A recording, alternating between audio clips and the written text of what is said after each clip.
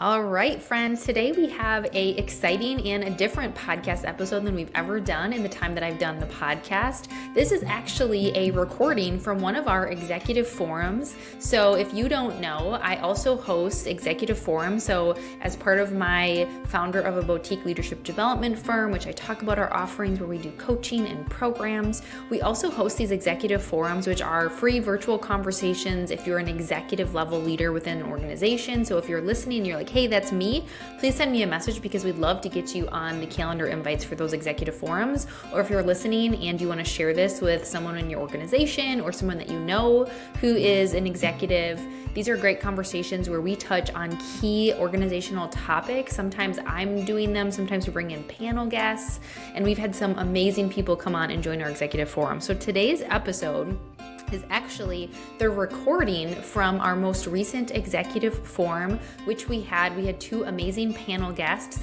and the whole topic was on the future of work. What do leaders need to prioritize in 2026? So I know some of you listening might not be in an organization, but hey, if you're a small business owner or an entrepreneur that works with organizations, you're going to want to tune in, you're going to want to listen up, because this is what organizations are struggling with and dealing with. And if you are a leader within an organization listening to this, you're really going to want to listen up because you're most likely experiencing these things as well. So buckle up and listen in, because we have our recording here from our executive forum where we had two amazing panel guests. We had Jane Hessler, who is in the learning and development space with Michael Best, so really talking about it from a law firm perspective, and we talk about AI and what that's doing for organizations. And then we also have Megan Rhoades, who is the director of learning and development with Advent Health, and also shares some amazing things about what they're doing from the healthcare perspective, but also focus on how do you bring in talent to the organization and so many great things. And so we got several requests to turn this into a podcast episode. So I'm really excited to share this with you. So listen in for the future of work and what are organizations dealing with when it comes to navigating all of the crazy things going on in the world right now. Welcome, everybody. We are here to talk about the future of work, what leaders really must prioritize in 2026. I'm really excited because our executive forums that we host, like I said, we've been doing it for about 2 years now, and we try and switch up the format. Sometimes it's me talking about some of the research and studies and things that we're talking to our clients about in organizations and with leadership. And sometimes we bring in panel experts so that you can hear from other people other than just myself. And so I'm really excited for our guests today, Jane Hessler and Megan Rhoades, and I'll let them introduce themselves in a minute. But if you've never attended one of our executive forums before, just a little bit of a highlight of what we do in these forums. So really the goal and intention and why we started hosting these was to bring together executive level leaders from a variety of organizations and industry. I mean, on this call and those who are signed up, we have all different industries, people that are all over, but with a similar goal of you are in an executive level role who's tasked with helping your organization grow from the people, from the talent perspective. So again, we've had a lot of different topics that we've done. We've had a panel guest come in from General Mills who talked about what retention and engagement looks like.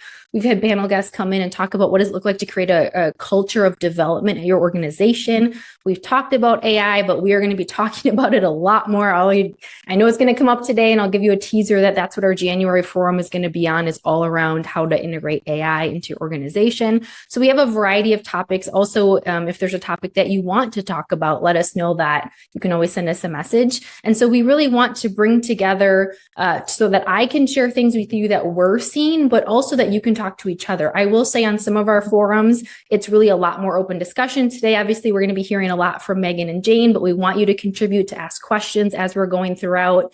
We'll also have some time for Q&A at the end. But also a lot of the times at these forums, it's for you to connect with other people. I encourage you to connect on LinkedIn to anyone that you feel really that you can, have a connection with moving forward. And then also so that you can share what's working in your organizations, what's not working in your organizations, what are you struggling with? So that's really the goal of these forums, is for us to have those conversations and help you connect with other people.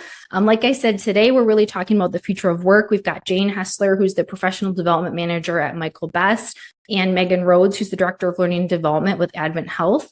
And so we're going to be asking them some questions and give you an opportunity as well to talk to them about what are they doing in their organizations, what are some challenges that they're seeing, and what are they prioritizing. And then again, we want to hear from all of you as well.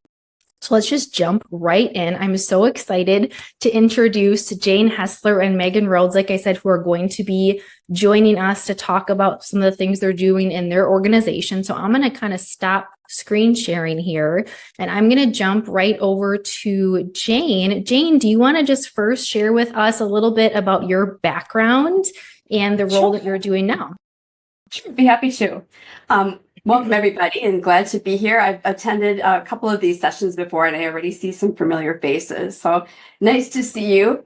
Yes, I have had a interesting career. I've reinvented myself a few times. I started after college as a retail buyer, worked in the fashion industry, then switched to the mutual fund industry. That's where I got involved in learning and development, and then moved to a large corporation and did learning and development there.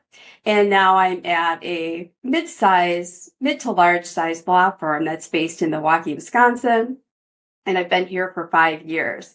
And it's exciting because we really didn't have a professional development person or a team when I began 5 years ago. And now I have a specialist and a coordinator. So we continue to grow, and it just shows that we are committed to continuing development for our attorneys and our staff. So it's an exciting place to be right now. Thank you, Jane. It's been 5 years that you've been there, man. Time flies. 5 years this month. Wow, congrats. All right, thanks. Megan, do you want to go ahead and introduce yourself as well? Absolutely. Thank you all for having me today. Hello to everybody. My name is Megan Rhoades. I am actually a dietitian by trade, so I have grown up in the healthcare world, working for Advent Health mostly.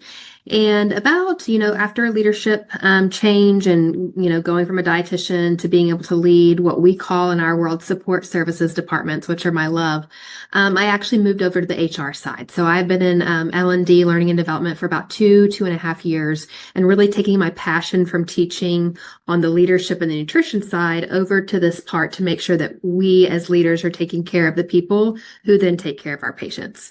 So that's a little bit of my background.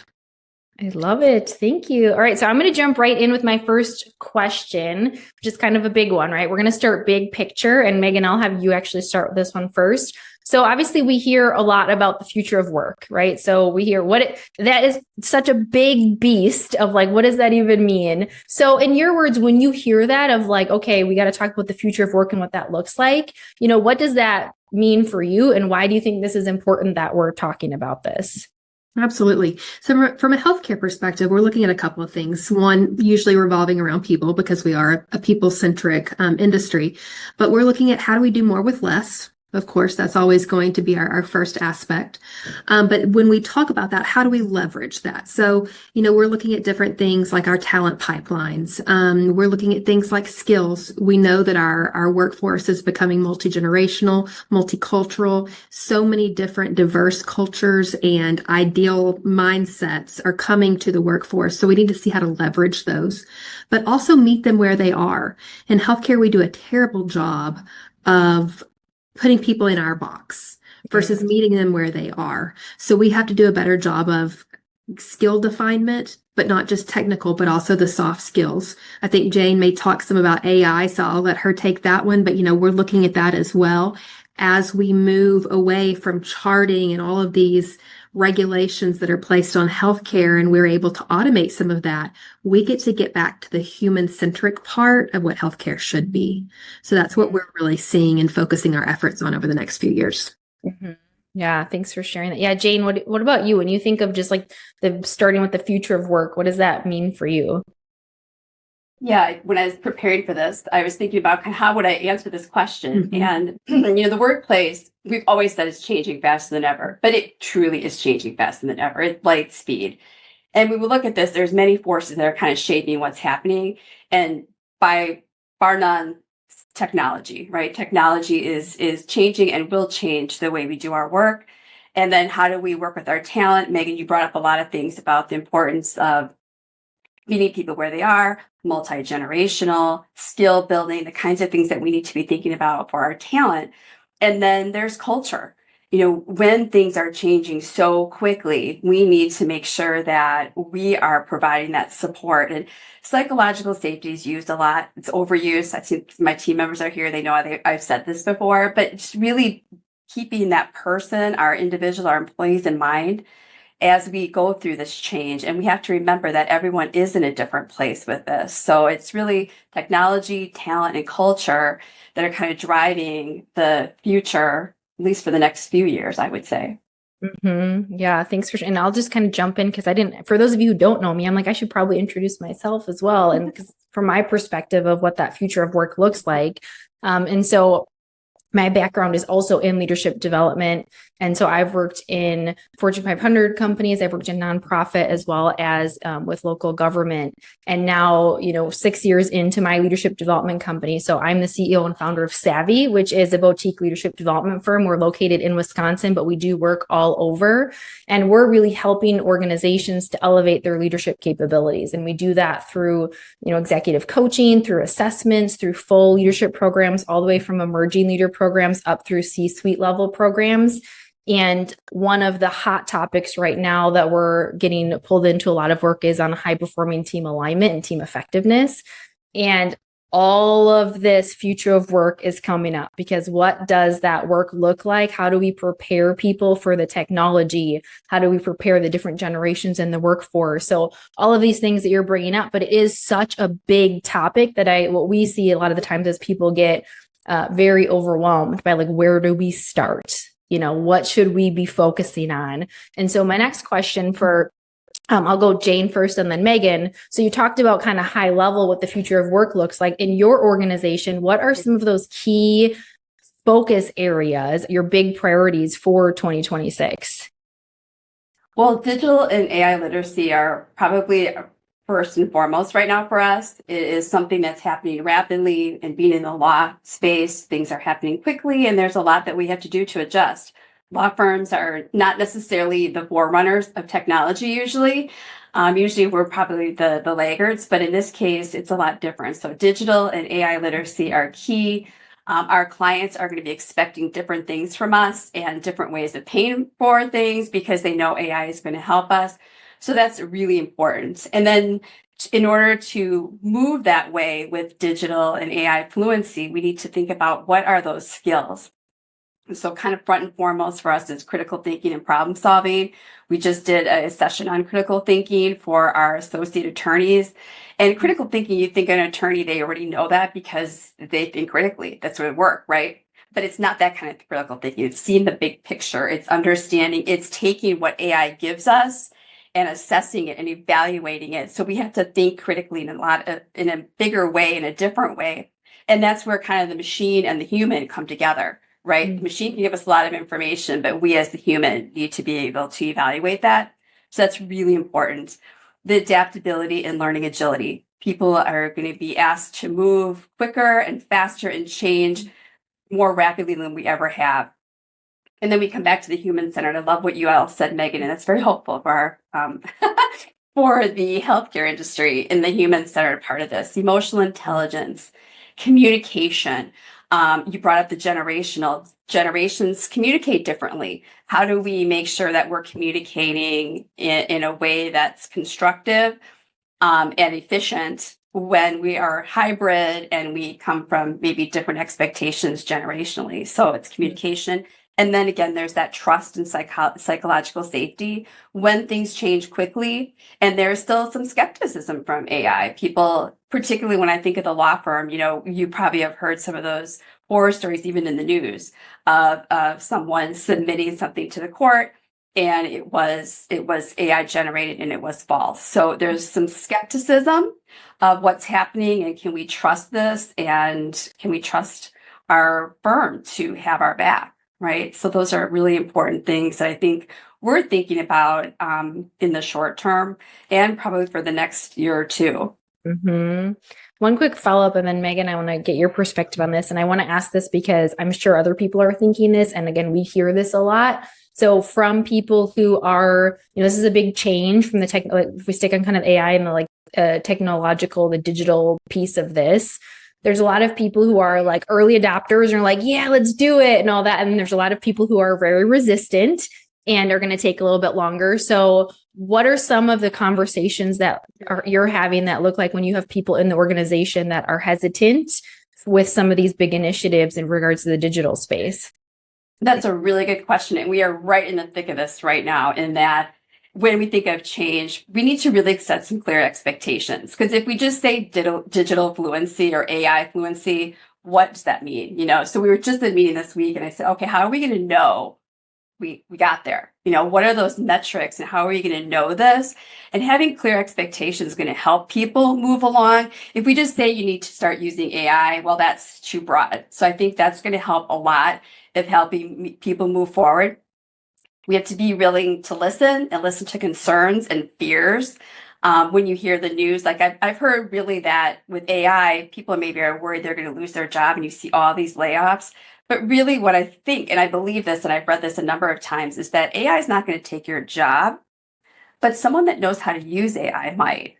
So those are things that we need to be thinking about in the longer term. So yes, it's really clearly set expectations. What does success look like? What are the tools we need? And how do we help our managers be there to support our team when they are at different places in that learning curve? Yeah, that's great. Thank you. Megan, for you, what are you seeing? What are some of the big areas that you're focusing on in your organization for 2026?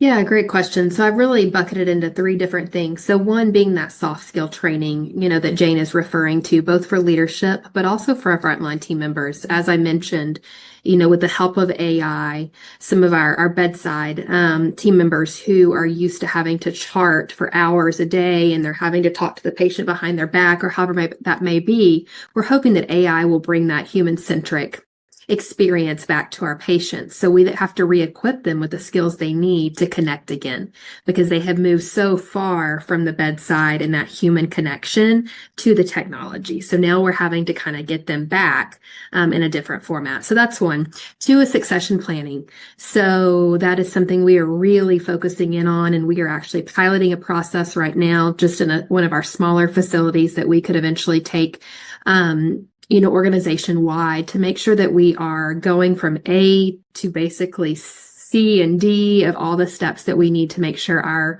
leadership benches are stacked for the future.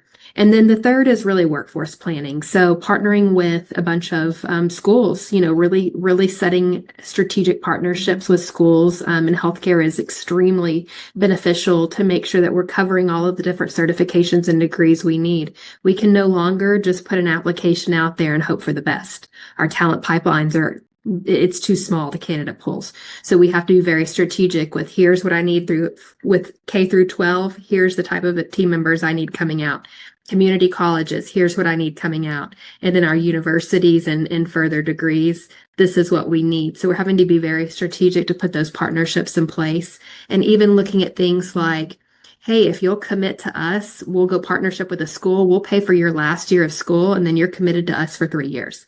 So we're looking at a lot of those unorthodox, out of the box type ideas to make sure we're set for the future. Is our population, our healthcare population, baby boomers are just, it's a large population. So we have to be ready. We can't wait. I love that. I really appreciate you sharing that. I think that whole idea of thinking outside the box is something that we're talking to organizations a lot about. It's like, again, what got you here won't get you there. And the way that things are changing, the way that people want their work to look differently. All that ties into the generations and all the change.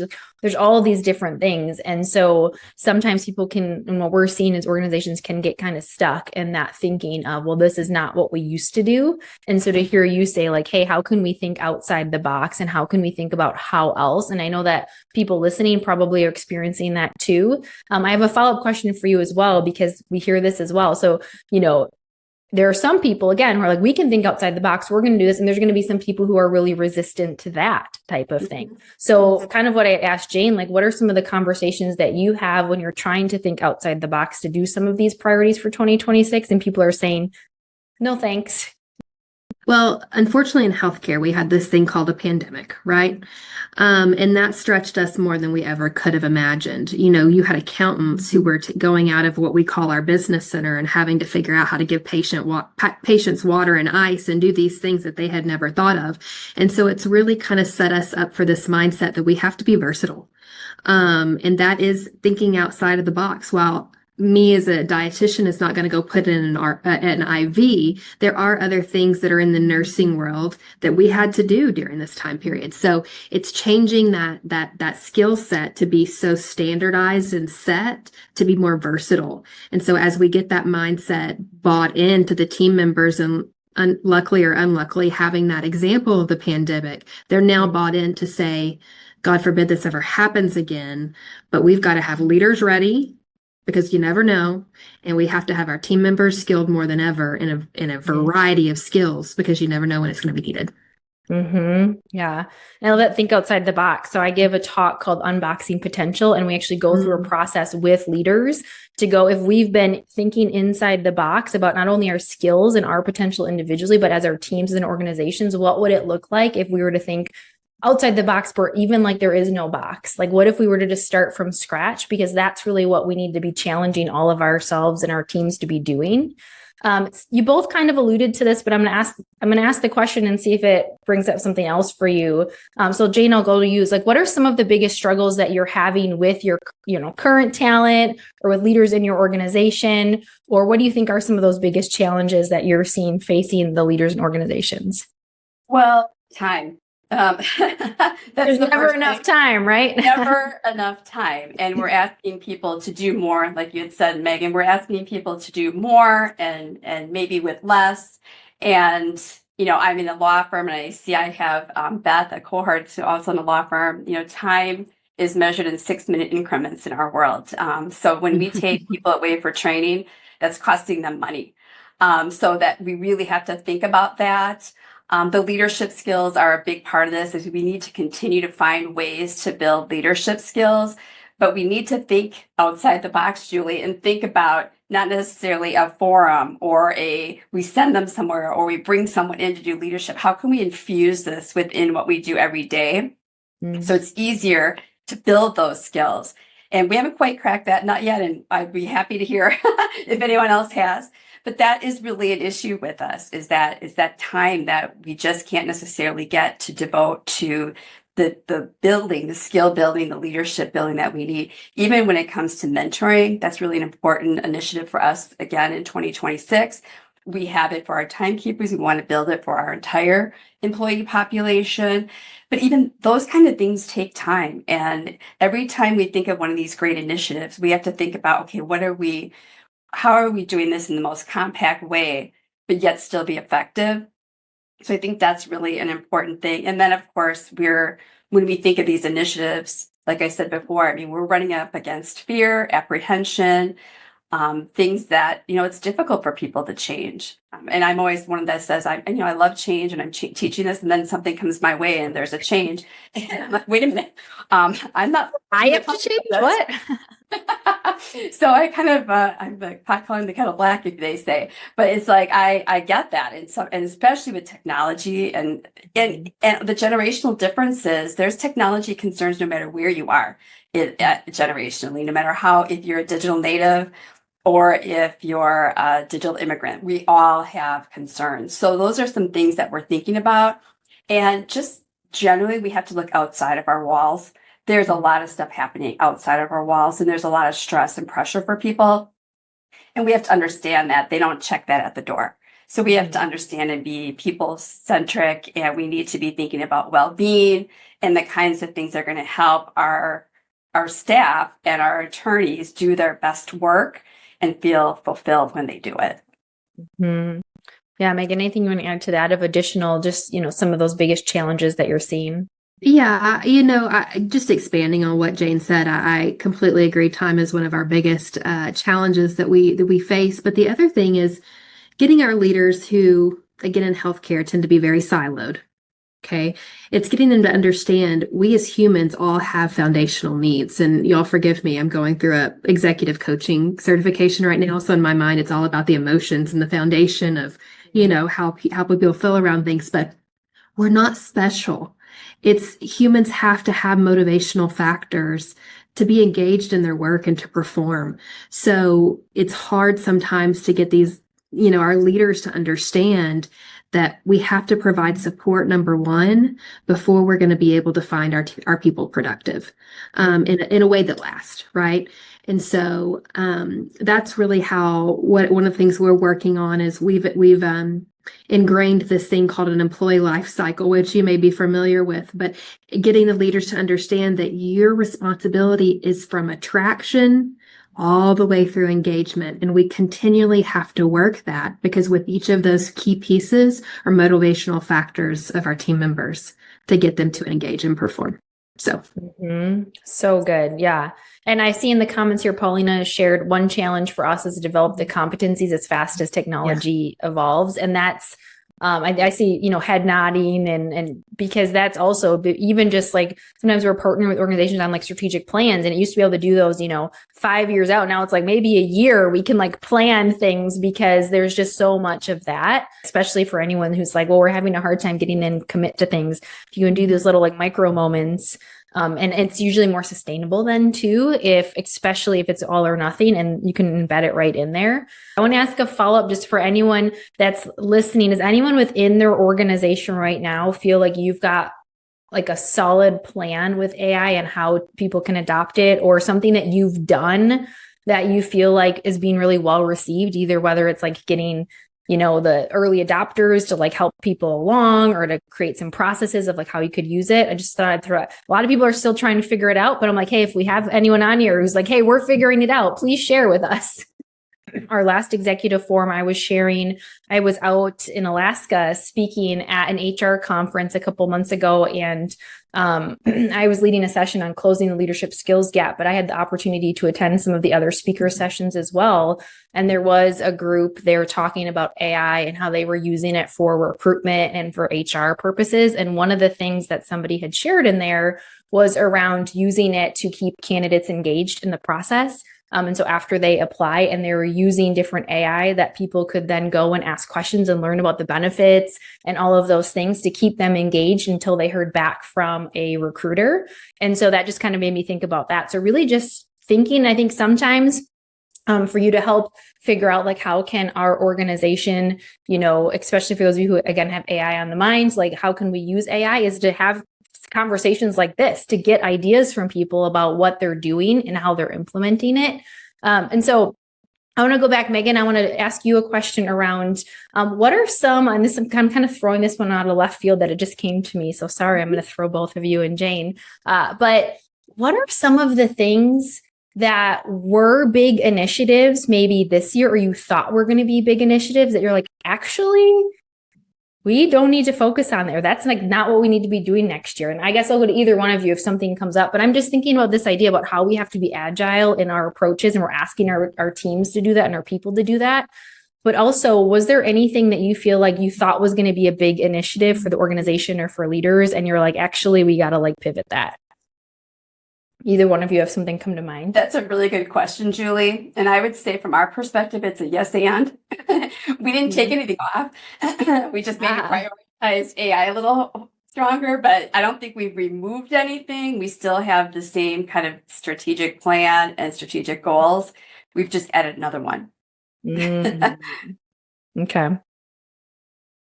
Yeah, I think one thing that we've really looked at differently in our company is sometimes going to more of those micro learnings and podcasts such as this. Our traditional, I guess, method of educating, our leaders would be this one big hoopla once a year where everybody comes together for a day, and there's a place for that, and we love that, but that can't be the only thing, right? And we can't just check a box and say, did our leader development for the year? So it's much more moving from scheduling these huge events where they're 40, 50, 60 grand, to maybe doing some smaller groups and having some of these things like you've done for us, but also we've got to pepper in these other little micro learnings and talking about podcasts such as this. We've just got to make it a comprehensive bundle, not a just check the box one time and we're done. Does that make sense? That doesn't completely answer that question, but how we're moving. It does make sense. And we're hearing that a lot, even as like the outside partner. And so, we are talking to organizations. It's like, what people, well, obviously want us to, we want them to bring us in for a day. I've been able to come and talk to Megan's groups for some of their development days and do more of like a keynote or a workshop. And we love those, and those can be motivating. And also I'm always challenging organizations too, to think about, how are you going to carry this forward? How is this going to be sustainable? How are you getting buy-in from people? Like, they're coming and they're spending, you're investing time and money for people to sit in here. Do they know why they're here? And do they know what they're going to do with this after? Like, what's the plan? And I think that's where a lot of people have pivoted, is either they're still doing those things, but they need to really start to think about, like, how, if we can't do that, how do we integrate this into the day to day? And what do we want to be focusing on there as well? So yeah, thank you for sharing that. Having leadership buy-in. Sorry, Julie. Leadership go ahead. buy-in is really a key part of the success. If the leaders are moving the whole firm or the whole organization in one direction, we're going to get a lot more buy-in, and that's a really important part of this. And I wanted to mention, Lahari, to your point about and our conversation that we've had about fear and concerns and change and how difficult that is. And I see Elena Monson's on. She is one of the specialists here at our firm.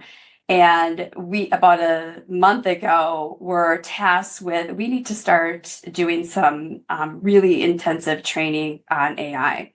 And they started kind of a sprint plan where it's a 4-week sprint by department.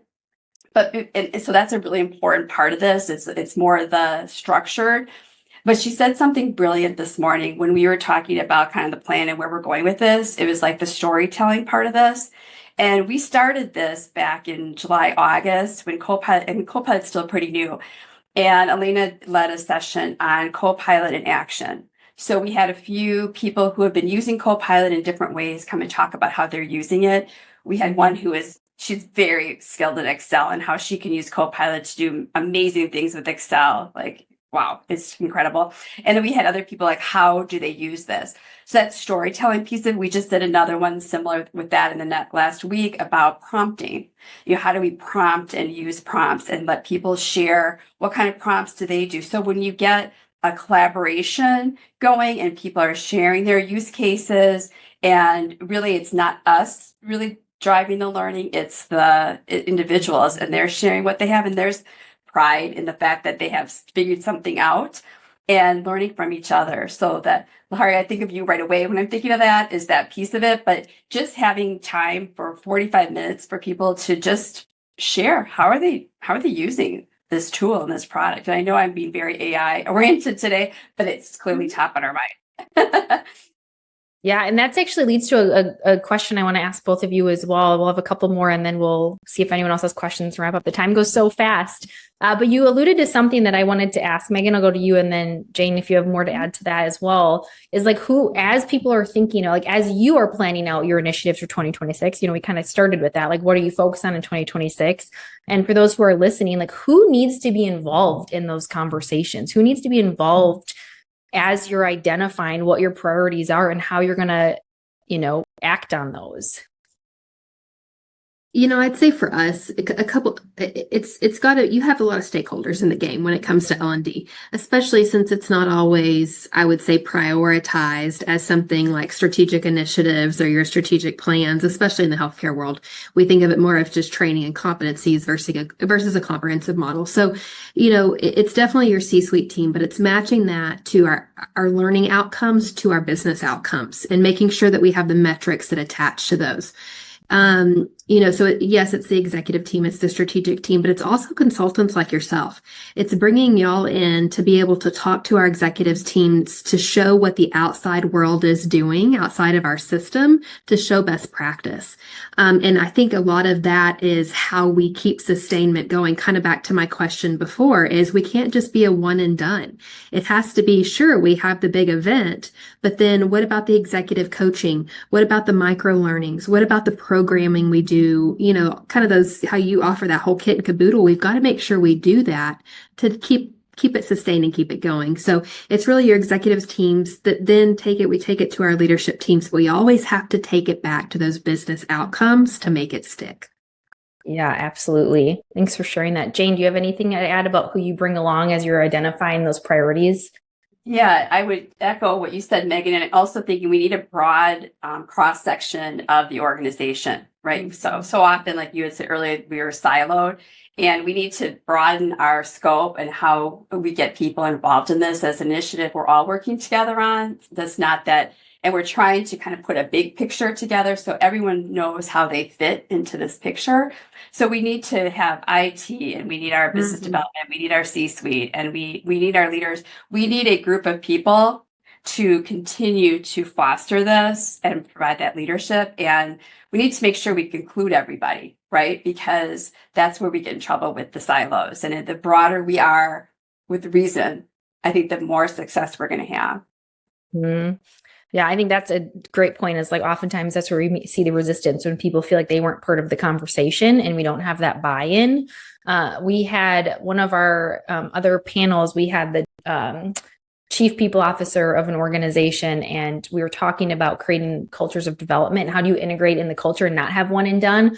And one of the things that she had shared with everyone was to say, like, you need a seat at, especially if you're in a HR space, the learning space, development, talent, like you need a seat at the table as part of those strategic initiatives. And I think if you've been on any of my forums before, I'm pretty sure every single forum we have, we stress that so much because it's something that we're really pushing organizations to do. And I always want to equip you and give you like tools in your tool belt. If you're someone who's in a position, you're trying to influence the organization of why you need development or why people need critical thinking, why they need, some type of training or development on, agility or resilience, things like that. Is if you, develop your influence skills, if you can tie it to strategic initiatives, it's not just a nice to have. It's not just a like, oh, it's going to feel good.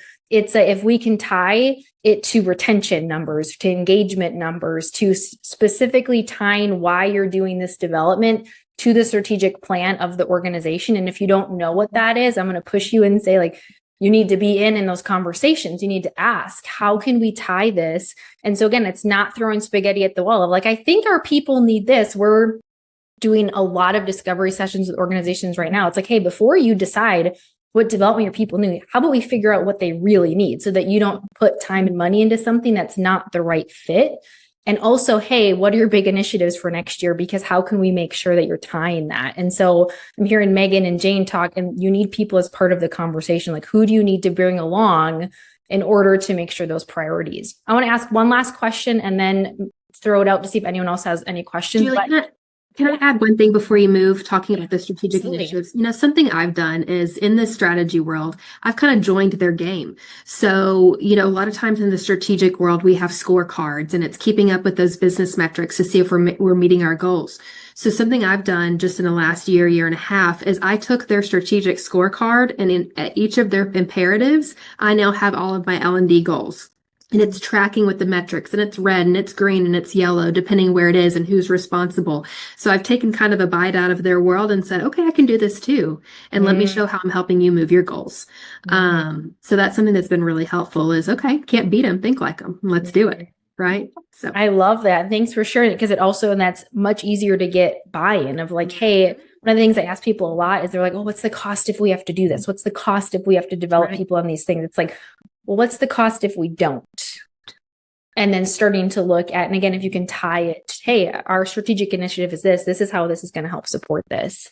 So my last question that I have for both of you, and I'll go Jane and then Megan, what advice would you give to another leader, to those who are maybe on here who are looking to identify their priorities for 2026? If maybe they still haven't narrowed it down, or if they're feeling a little bit like, I don't know where to go from here. So any advice or tips that you would give? Well, I'm a one-trick pony with AI. Obviously, get schooled. Understand what it's about. Understand what the tools and resources your organization has and allows you to do. I give that advice because it's coming, and it's nice to be just maybe even a half a step ahead to do that. So yeah, I would really look at that. And the other thing is, we've talked about this many times already today, is that really thinking about how can we build skills to keep people engaged, fulfilled, and doing their best work. And that is the critical thinking. It's the emotional intelligence. It's building curiosity and creativity and the kinds of skills that they're going to use that are going to be companions to what they're doing with AI. And think about this as a joint effort, machine and human together as a joint effort. And how can we continue to build that notion and that understanding? And what can we do to help build those skills that are going to help people thrive in this new world?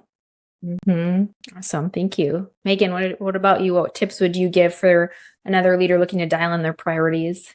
Yeah, I would just expand on what I just talked about. Think like that strategic business leader. Go find what your top priorities are for your company, and then make sure you're able to verbalize how you're helping them move in the right direction. That creates buy-in, like you said, Julie, but it also creates sustainment. And that's the only way we're going to be able to continue to leverage our world of L&D, is to show the outputs. Love it. Thank you. Perfect example. Let me just give you one.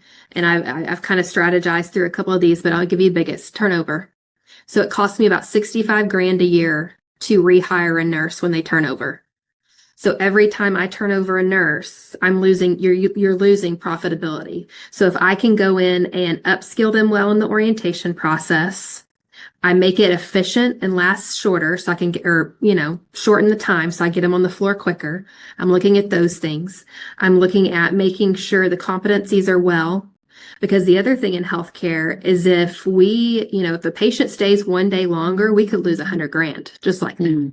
And that could be a nursing mistake. So, all those kind of things I'm quantifying. So new hire orientation and upskilling and competency checks are saving them money, which in turn makes them money. Does that make sense? And then the other thing is, versatility of skills. So let me kind of go in a whole opposite direction. I used to be dietitian by trade. I was over the cafeteria. Okay. Well, guess what? If you bring in a pizza oven to the cafeteria in a hospital, you make bukus of money, because nobody's really wanting the salad most of the times in a healthcare setting. Crazy to think about. But it's okay. So let me upskill somebody into making fresh made pizzas, buku of money.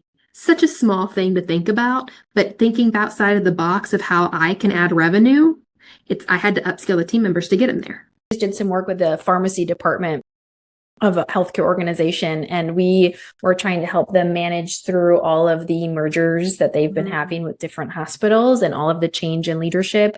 And so we did an assessment with them. We did all this work, and essentially one of the things that we could really quantify is the amount of time they spent in meetings. If you think of the pharmacy department, revenue generating department, and how much money they were spending in meetings. So we were able to go, hey, you have this many AVP, VP level pharmacy executives sitting in meetings. If we kind of calculate out their salaries and add all of that up, how much time is being spent in meetings? Now, what if we were able to reduce that and they were able to put this towards strategic initiatives and actually start to tie numbers? So that's another thing, is to think about time in meetings and how you can quantify that. Retention, engagement scores too, if you can tie things to engagement scores. The turnover is when we talk to organizations a lot, like, hey, if we're able to reduce, turnover, how much is it costing you right now? So tying it to any of those types of things. Okay, first, I just want to say thank you so much, Meg. I cannot believe, I was like, how did the time go so fast? Thank you so much for joining us and for everything that you shared with us. I think we had a great discussion. One of the things I'll always recommend is, connect with people over on LinkedIn if you want to continue the conversation. Also, again, just thank you for everyone contributing, for sharing your ideas, thoughts. You can always send me a message afterwards. And I'm sure that if you have an additional question for Megan or Jane that you didn't want to ask here, I'm sure that we could arrange you to just connect and ask me a quick question that I could share with them. So thank you all for joining. For next steps, first of all, like I said, we will email over to you the recap from this, some of the key highlights, as well as the recording for those of you who weren't able to join us live.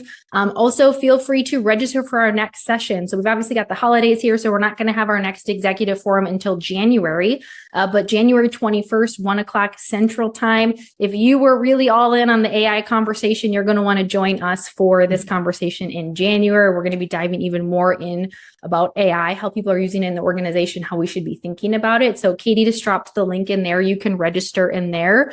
If you're somebody who wants to have this conversation that we just had with your intact leadership team, we offer encore sessions where we can take a mini version of this and have this type of conversation with your leaders. We offer that to you. And then the last thing I will just say is if you're somebody who's listening who wants to learn more about how we could potentially support you and just kind of have us in your back pocket for any initiatives next year, please feel free to set up a time to connect with me, send me an email, and we can just share with you our core capabilities and offer maybe up some ideas that you can be thinking about within your organization. So thank you all so much for joining. I'm going to get you out of here a couple minutes early so you have a little minute to maybe like take a sip of water before your next meeting. So thank you all so much. Thank you, Jane and Megan. Appreciate it. Thank you, Julie.